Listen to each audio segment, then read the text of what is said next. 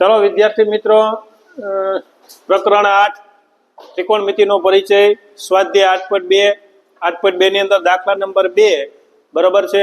વિકલ્પ પસંદ કરવાનું છે, ખાલી જગ્યા છે, એની અંદર 4 પેટા છે, આપણે જોઈએ પહેલું અને બીજું, એટલે કે પહેલું પેટા આપણે જોઈએ બરાબર છે।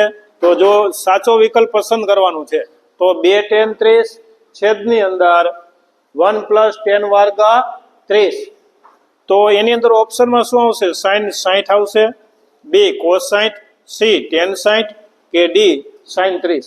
તો કઈ રીતના મેળવવાનું એ આપણે જોઈએ તો આપણે માત્ર ને માત્ર કિંમત તમને યાદ હોવી જોઈએ।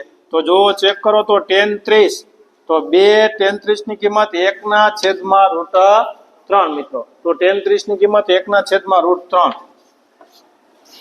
જો કિંમત નહીં આવડે, ફરી પાછું કહું છું, તો તમને આવડશે નહીં। અહીંયા જો તો 1 + tan વર્ગ 30 ઉપર આપણે કિંમત મૂકી 1/√3, પણ એનો વર્ગ છે મિત્રો અહીંયા છેદની અંદર, તો એ જોવાનું ખાસ।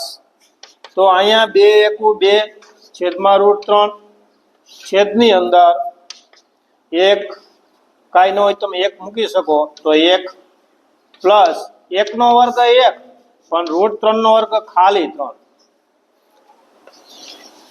આપણે આગળ જોઈએ તો 2/√3 એમનામ જ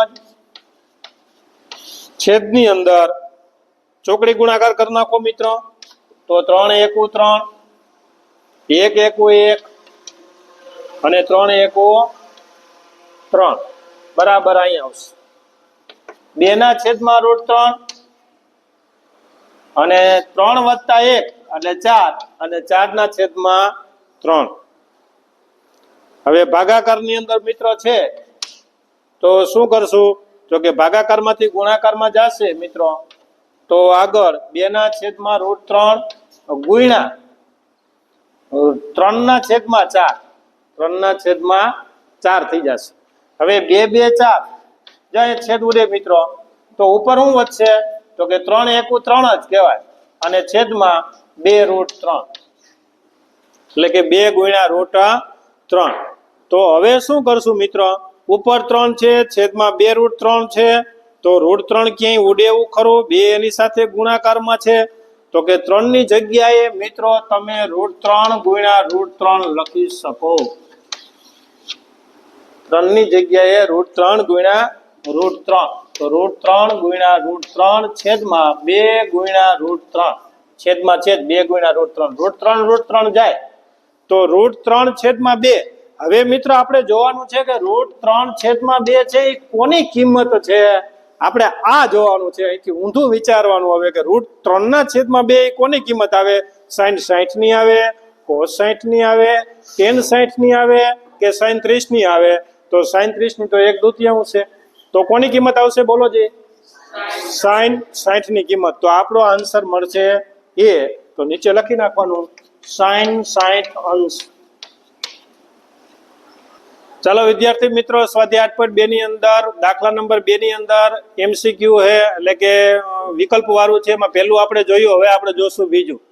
તો બીજાની આપણે રકમ જોઈએ તો 1 - tan વર્ગ 45 છેદની અંદર 1 + tan વર્ગ 45, અને tan 45 ની કિંમત મિત્ર એક જ છે, પણ આપણે કેમ સાદુરૂપ આપવું એ આપણે જોશું। અહીંયા આમાંથી જવાબ શું મળશે? એ tan 90 મળશે, 1 મળશે, sin 45 મળશે કે 0 મળશે? તો ચાલો આપણે જોઈએ।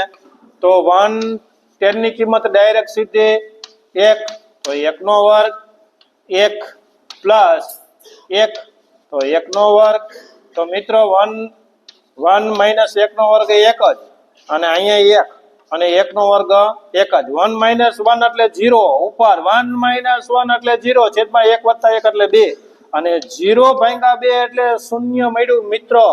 તો ડી આપણો ઓપ્શન હશે 0, આપણો ઓપ્શન હશે ડી।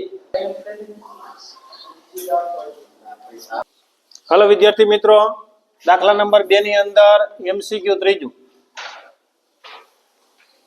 દાખલા નંબર 2 માં 4 MCQ છે, એમાં આપણે આ જોઈએ ત્રીજું। જ્યારે a બરાબર ખાલી જગ્યા હોય ત્યારે sin 2a = 2 sin a હવે મિત્રો આની ડાબા બરાબર જવાબ બધી કિંમત આપણે મૂકતી જવી પડે, કારણ કે ડાબી બાજુ બરાબર જમણી બાજુ આવે છે કે નથી આવતું એ આપણે જોવાની છે.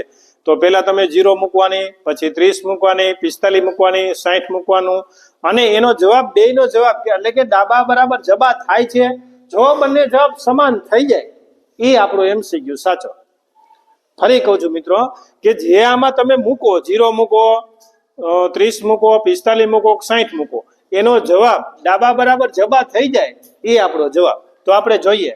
હવે પેલું જ આપણે મૂકશું તો રકમ પહેલા આપણે લખીએ sin 2a એટલે કે ડાબી બાજુ તો આપણે જમણી બાજુ આવી જવું જોઈએ. તો બરોબર છે. તો આપણે આની કિંમત મૂકીએ તો આ ડાબા, તો sin તો એની જગ્યાએ જોજો મિત્રો, એની જગ્યાએ જ મૂકવાનું. તો એની જગ્યાએ હું 0 મૂકું તો 2 ગુણ્યા 0 તો એનો જવાબ આપને મળશે 0. આપને જવાબ મળશે 0. તો આનો જવાબ મળ્યો 0.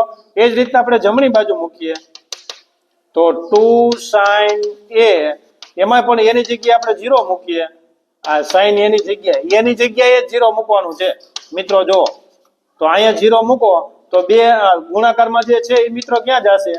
ભાગાકારમાં જશે. તો એની કિંમત પણ 0 જ થશે, sin 0. તો આની કિંમત એ 0. તો એનો મતલબ એવો થયો મિત્રો આપણો જવાબ છે એ પહેલો છે. 8.2 ની અંદર દાખલા નંબર 2 ની અંદર MCQ ચોથું નંબર 4. તો મિત્રો એની અંદર જ રકમ આપણે જોઈએ. પેટા નંબર 4 ની અંદર 2 10 30 અંશ અને છેદની અંદર 1 - 10 વર્ગ 30 અંશ. તો કિંમત તો કે 10 ની 30, હવે 10 ની 30 ની કિંમત તો તમને આવડે. બોલો જે 10 30 ની કિંમત 1/√3. તો 2 1/√3 બધાય હોશિયાર થઈ ગયા હો. હવે 1 - 10 વર્ગ એટલે 1/√3 એનો સ્ક્વેર. તો અહીંયા મિત્રો જો 2 * 2 છેદની અંદર 1 એમનામ 1 નો વર્ગ 1 થશે મિત્રો. વારંવાર હું કહું છું કે √3 નો વર્ગ 3, √5 નો 5, √6 નો 6. તેમ છતાંય ઘણા વિદ્યાર્થી મિત્રો પેપરની અંદર બોર્ડમાં ભૂલાઈ જાય છે. √3 નો વર્ગ કરી નાખે 2√3. તો 1 નો વર્ગ 1 અને √3 નો વર્ગ ખાલી 3. અહીંયા કાંઈ ના હોય એટલે 1 મૂકી દેવાય. આગળ જોઈએ અહીંયા ઉપર તો કે 2/√3 એમનેમ જ. અહીંયા ચોકડી ગુણાકાર કરી નાખો મિત્રો.